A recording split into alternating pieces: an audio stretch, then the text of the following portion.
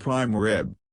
Ingredients: 1 standing rib roast, 3 to 7 ribs, estimate serving 2-3 people per rib, bones cut away from the roast and tied back to the roast with kitchen string. Ask your butcher to prepare the roast this way. 1/4 teaspoon salt.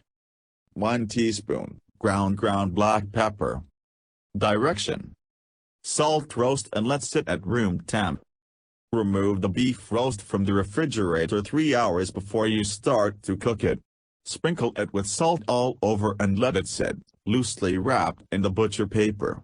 Roasts should be brought close to room temperature before they go into the oven, to ensure more even cooking. Tie roast with kitchen string. If your butcher hasn't already done so, cut the bones away from the roast and tie them back onto the roast with kitchen string. This will make it much easier to carve the roast, while still allowing you to stand the roast on the rib bones while cooking. Preheat oven, season roast. Preheat your oven to 500 degrees Fahrenheit, or the highest temp your oven reaches less than 500 degrees Fahrenheit. Pat the roast dry with paper towels. Pre-salting should have made the roast release some moisture, and sprinkle the roast all over with salt and pepper. Uncooked prime rib sprinkled with salt and pepper in a roasting pan.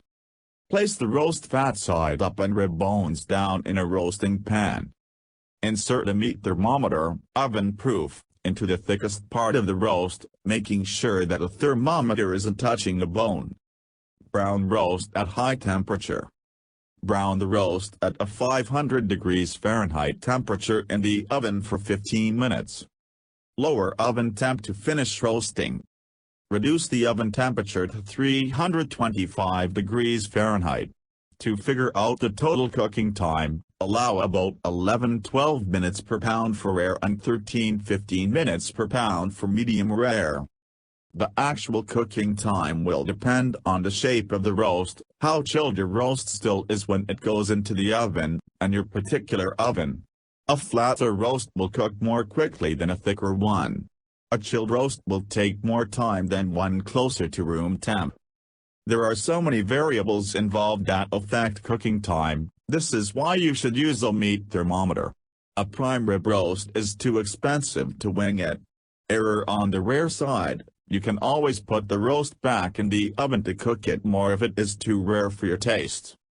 Roast in oven until thermometer registers 115 degrees Fahrenheit for rare or 120 degrees to 130 degrees Fahrenheit for medium. The internal temperature of the roast will continue to rise after you take the roast out of the oven. Check the temperature of the roast using a meat thermometer an hour before you expect the roast to be done. For example, with a 10-pound roast, you would expect 2 hours of total cooking time for rare, 15 minutes at 500 degrees and 1 3/4 hours at 325 degrees. In this case, check after 1 hour 15 minutes of total cooking time, or 1 hour after you lowered the oven temp to 325 degrees. A benefit of using a remote thermometer is that you don't have to keep checking the roast. You'll be able to see exactly what the temperature is by looking at the thermometer outside of the oven. If the roast is cooking too quickly at this point, lower the oven temperature to 200 degrees Fahrenheit. Let the roast rest. Once the roast has reached the temperature you want, remove it from the oven and place it on a carving board. Cover it with foil and let it rest for 15 to 30 minutes before carving.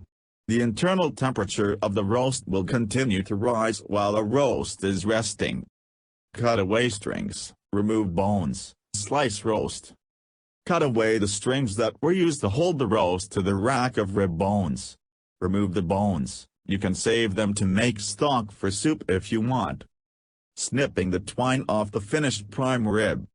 Removing the bones from the prime rib roast. Then, using a sharp carving knife, slice meat across the grain for serving, making the slices about 1/2 inch to 3/4 inch thick. Slicing the prime rib into single servings. Make the gravy. To make the gravy, remove the roast from the pan. Remove excess fat, leaving 1/4 cup of fat plus the brown drippings and meat juices in the roasting pan. Place the roasting pan on the stove top on medium-high heat. Use a metal spatula to scrape up drippings that might be sticking to the pan. When the fat is bubbly, sprinkle 1/4 cup of flour over the fat and drippings in the pan. Stir with a wire whisk to incorporate the flour into the fat. Let the flour brown, more flavor that way and you don't have the taste of raw flour in your gravy. Slowly add 3 to 4 cups of water, milk, stock, or beer to the gravy. Continue to cook slowly and whisk constantly, breaking up any flour lumps.